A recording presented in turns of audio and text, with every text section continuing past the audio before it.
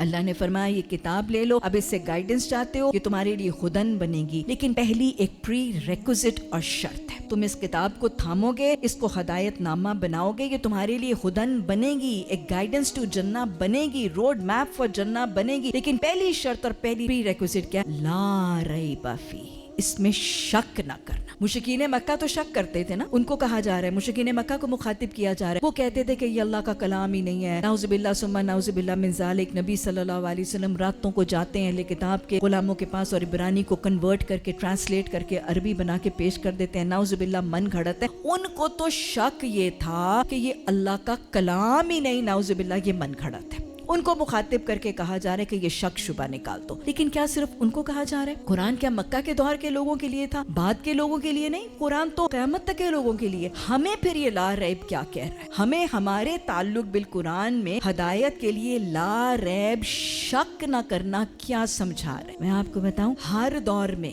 آج کے دور میں بھی شیطان قرآن سے جڑنے والوں کے دلوں میں صرف شک نہیں, شک سے بھی بہت آگے یقین تک ایک خیال ڈالے ہوئے, اور یہ ہمارے معاشرے کا بھی خیال. شیطان نے بہت سے لوگوں کے دلوں میں یہ شک کو یقین کی حد تک ڈال رکھا ہے کہ یہ جب قرآن ہے نا, جو یہ کتاب جو ہے نا, جب اس کو پڑھو گے اور اس کے مطابق پورے کے پورے بدل جاؤ گے نا, اور اس کے احکامات کو اگر پورے کا پورا اپنا لو گے, اس کے احکامات کے مطابق لباس, اس کے احکامات کے مطابق کاروبار اور سود کا چھوڑنا, اس کے احکامات اور تعلیمات کے رنگ میں جب اپنی ساری زندگی رنگ لو گے نا, تو شیطان نے یہ شک نہیں یقین ڈال دیا. اس کے مطابق اگر پوری کی پوری زندگی ٹرانسفارم کر لو گے تو شاید تمہارے ہاتھوں سے کوئی فائدے چلے جائیں گے, شاید تم زندگی کے کچھ ایڈوانٹیجز, کچھ کامیابیوں, ترقیوں سے محروم ہو جاؤ گے, اور شاید تمہیں کچھ نقصان اٹھانے پڑے. یہ شک ہے جو ہمیں اپنے دل سے نکالنا ہے. بالکل سٹارٹ ہمارے قرآن کے مطالعے میں ہمیں یہ شک اپنے دلوں سے کھرچ کے نکالنا ہے. کیونکہ میں آپ کو بتا دوں, کسی بھی تعلق میں جب شک آ جاتا ہے نا, وہ تعلق پنپنے نہیں پڑتا. شک کی دراڑ, شک کا کریک کسی بھی ریلیشن شپ یا بانڈ میں آ جائے. ارے ماں بیٹی کے تعلق میں شک آ جائے کہ اماں اس بہن کو زیادہ پیار کرتی ہیں, بتائیں کیا وہ بانڈ گرو کرتا ہے؟ میاں بیوی کے تعلق میں اگر شک کی دراڑ آ جائے تو میاں بیوی کا تعلق برباد ہو کے رہ جاتا ہے. تو اگر قرآن کے طالب علم اور قرآن